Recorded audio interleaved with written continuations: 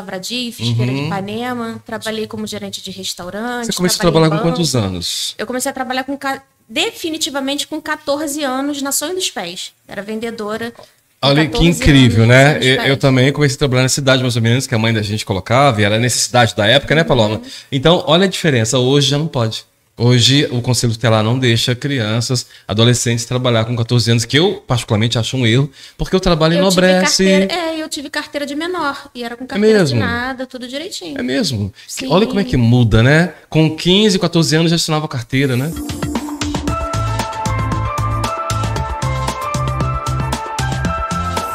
É interessante. Na verdade, a minha mãe morria de medo. Minha mãe sempre foi muito medrosa, né? Sim, Mas sim. eu sempre fui muito atirada. Então, quando eu queria mudanças, e quando você quer mudanças, quando você quer viver o novo, tu tem que fazer o novo. Claro. Então, como eu queria mais do que ela podia me dar, eu tive que buscar, né? Perfeitamente. Então, esse foi o motivo. Isso é muito legal você falar isso, porque você serve de inspiração para os seus filhos. Você começou a trabalhar nova, não é? Então, o trabalho para você nunca foi problema. E um outro agravante que, assim, que às vezes eu faço uma comparação da nossa época com hoje, é que por que o Conselho Tutelar impede de um pai, ou de uma mãe, ou de um avô, de um tio, colocar um menino, um adolescente de 14 anos para ajudar na marcenaria ou ajudar ali? Porque antigamente, lembra, os nossos avós, os nossos pais, vem me ajudar aqui e tal. E enobrece. Sabe o que acontece, na minha opinião? Sim. Eu acho que o problema hoje começa dentro de casa. Da mesma forma que eu não acredito que a educação hoje é a mesma de antigamente, porque se você pegar uma pessoa da nossa época, ela é educada, ela respeita os mais velhos, ela tem uma educação raiz. Tem. E hoje em dia nada pode. Não pode bater, não pode chamar atenção, não pode fazer isso, não pode fazer aquilo. Então você cria pequenos monstrinhos. A realidade é essa. E o que acontece com os pais, né, de hoje em dia? Eu acho que as regras, as leis ficaram um pouco duras, porque eu trabalhava, mas eu não deixei de estudar, eu estudava à noite. A minha mãe me cobrava isso, né? Me cobrava nota, me cobrava estudo. E hoje os pais não cobram tanto. Hoje em dia, na verdade, os pais precisam receber um bolsa isso, bolsa aquilo, para manter uma frequência do filho na escola, porque senão também não faz questão. Não faz questão. Então, depois que foi criado o bolsa isso, bolsa aquilo, a frequência melhorou. Então, tem que ver o problema onde está de fato. Então, eu acho que as regras começaram a ficar mais duras, porque alguns pais também se aproveitam disso, escravizam os próprios filhos, exatamente, né? E não dão valor ao estudo, que é o que vai mudar de fato a vida deles. Exatamente, Paloma, concordo com você. Mas na nossa época, Paloma, quando ainda éramos adolescentes, a frequência da sala de aula era de 100% praticamente. Então não tinha esse negócio de dar incentivo, não é? Não. Então, eu não sei o que está havendo, alguma coisa tem que ser mudada, mas enfim.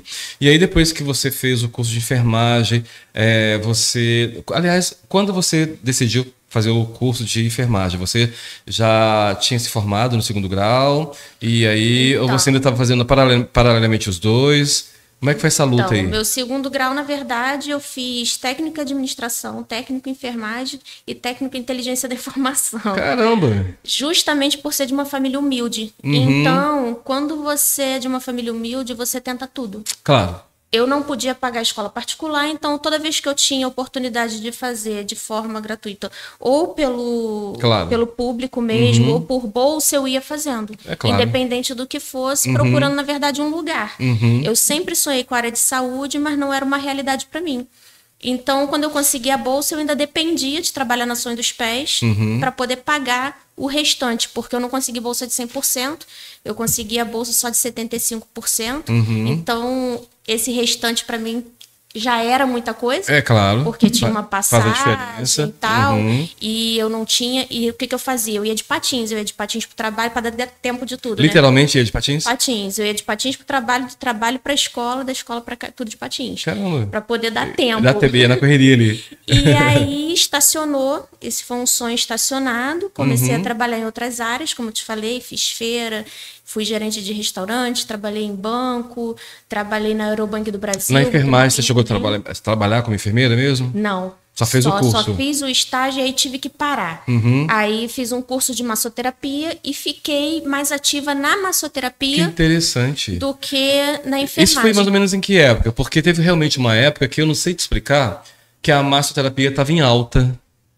Foi nos anos 90, 2000, por aí? Isso, foi 2000. Isso. Que eu cheguei a 2000. fazer também um curso desse em São Gonçalo. Isso mesmo, 2000. Eu cheguei a fazer um curso desse porque eu não sei porquê, eu não sei te explicar, não lembro, mas estava em alta esse negócio de massagem. Eu não lembro por quê. E eu fui nessa onda, fiz um curso de massoterapia.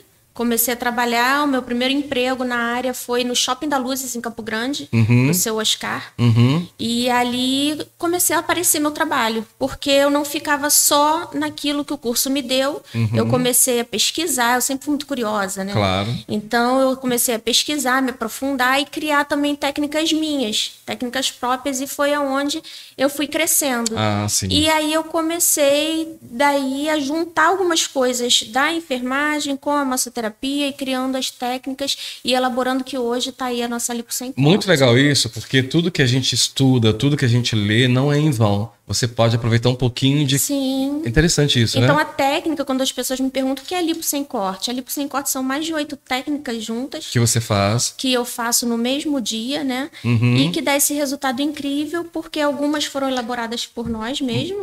Mas a sua clínica você montou aqui em Saquarema, não no Rio? Ou começou no Rio e depois você trouxe para cá? Eu comecei no Rio, dei uma parada e chegando aqui eu montei. A minha clínica, na verdade, ela se montou sozinha. Minha história aqui em Saquarema é engraçada. Sim. Porque nós passamos por uma situação difícil no Rio. Eu não escondo isso de ninguém. Claro. Mas peraí, só para o público entender a sua história mesmo, né? Quando você decidiu mudar do Rio para Saquarema, você já era casada, já tinha filhos? Nesse processo da vida? Eu já era casada, tinha 5 filhos, um falecido. Claro. Tinha 5 filhos, meu esposo 2. Tá. E aí aconteceu uma série de fatores no Rio, desemprego e tudo, o negócio não estava bom. Não estava andando. Então, se não tá bom lá, eu podia apostar outro lugar. Eu sempre fui muito de me tacar na cabeça. Claro.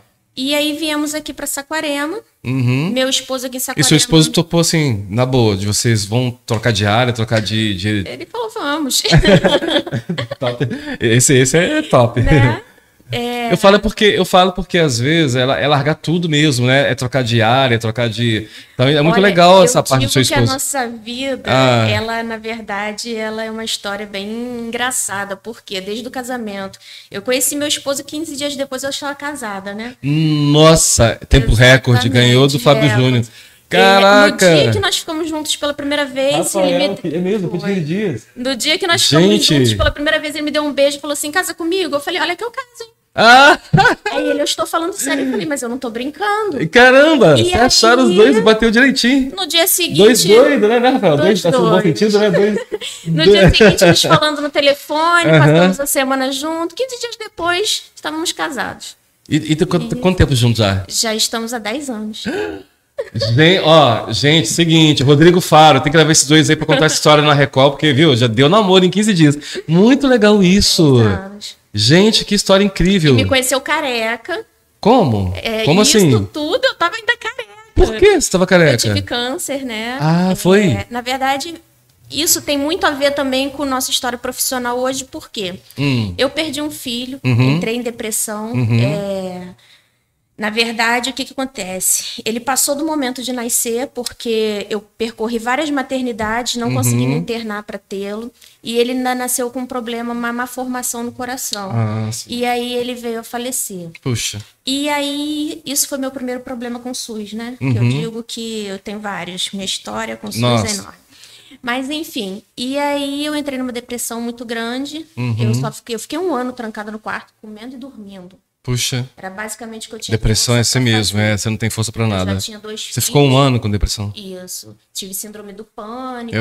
Vem tudo, é horrível. E aí, quando eu comecei a reagir, quando eu comecei a levantar, veio o câncer. Meu Deus, uma bomba atrás da outra. Uma bomba atrás da outra. Mas aí nessa época você não tinha conhecido o Rafael? Ainda não. E aí eu lutei com câncer muito tempo e tal. E uma dessas recaídas que eu tive, porque eu tive 2 vezes, foi quando eu conheci, eu ainda estava careca. E isso tudo aconteceu, esse pedido de casamento ainda veio comigo daquele jeito. Vou te falar uma coisa, Rafael, você parabéns, Rafael, porque, tipo assim, né, ele te aceitou, se apaixonou por você no momento crítico, né? Sim, no momento crítico. Não foi no seu melhor momento. Não, foi no pior. Isso é muito legal, Rafael. Você tá de foi parabéns, no pior. Tá? Muito legal, porque isso é amor verdadeiro, é o que a gente faz no ver hoje. E olha que ele escutava muita coisa. Você é louco, essa Meu mulher Deus, feia, a crítica. essa mulher feia, com 4 filhos, e não sei o quê. Mas enfim, aproveitando essa mulher feia com 4 filhos, Então, o que acontece? Por conta do tratamento, por conta do câncer, eu não podia tomar remédios para emagrecer, eu não podia fazer qualquer coisa. Claro. Eu não tinha aquela disposição de ir para academia. E aí eu falei assim, poxa, mas eu já estava melhor, já não estava em depressão. Não estava em depressão mais. Já tinha, já. Graças a Deus. Eu tinha até encontrado o amor da minha vida, não tinha porque estar em depressão, né? Só uma perguntinha para servir também, assim, a gente pontuar um pouco isso para o público. Nesse período de 1 ano que você teve depressão, aí veio tudo, né? Síndrome do pânico, isso tudo, tal. Você, em algum momento, conseguiu recorrer à ajuda psicológica ou não? Não, o que acontece? Na verdade, isso é uma das coisas que acaba que tem a ver com a clínica. Tudo que eu passei, eu comecei a implantar na minha vida, para que outras pessoas não passassem. Então, você tem dificuldade para marcar, você tem dificuldade, às vezes, até para chegar ao local. Muitas das vezes, quando eu conseguia marcar uma consulta, naquele dia eu não conseguia sair da cama para chegar ao local. É desse jeito. Então, a depressão é isso que a Paloma está falando. Sim. O que eu faço na clínica hoje? Eu estou abrindo um espaço na minha clínica hoje, estou abrindo consultórios para um grupo de mulheres que se uniram e estamos fazendo um trabalho voluntário. Então, eu tenho nutricionista, psicóloga, pedagoga, e elas atendem de maneira gratuita. Que interessante. E quando as pessoas que se cadastraram com a gente não conseguem chegar ao local, nós ligamos para saber se está tudo bem, se está precisando de alguma coisa. Por quê? Muito legal. Eu passei por isso. Então, eu sei que às vezes a pessoa não tem força nem para chegar ao local onde ela vai receber ajuda. Muito legal isso aí. Então, voltando para eu não me perder, porque senão, como é enrolado o negócio, eu vou me perder. Então, eu tive que procurar uma maneira de emagrecer, de me cuidar, sem nenhuma contraindicação e sem medicação. Então, eu peguei tudo que eu tinha de conhecimento da área de enfermagem, mais o que eu tinha de conhecimento da área de massoterapia, e comecei a criar técnicas para acelerar o metabolismo e fazer aquela quebra de gordura, para então voltar em forma, e funcionou comigo. Funcionou comigo, eu fiz com uma prima, com uma vizinha, com uma amiga, e quando eu vi, eu já estava atendendo a domicílio. Então, essa história começou no Rio. Então essa história do início da sua clínica. Sim. Que bacana isso. Aí começou no Rio. Quando você testou em você primeiro. Isso. Porque foram coisas que eu passei, que deram certo para mim. Eu, na verdade, criei uma cápsula, que eu digo que é a cápsula detox. Ela é uma cápsula de vapor de eucalipto de infravermelho prolongado. Por quê? Ela trata a retenção líquida, sem medicação, porque você fica ali fechadinha, só com a cabeça para fora, e você vai eliminando líquido, desincha. Isso, na verdade, auxilia, porque minimiza a sua dor, porque o inchaço ele te causa dor. E não pessoas só com câncer, mas problema hormonal, problema com tireoide, lipedema, diabetes.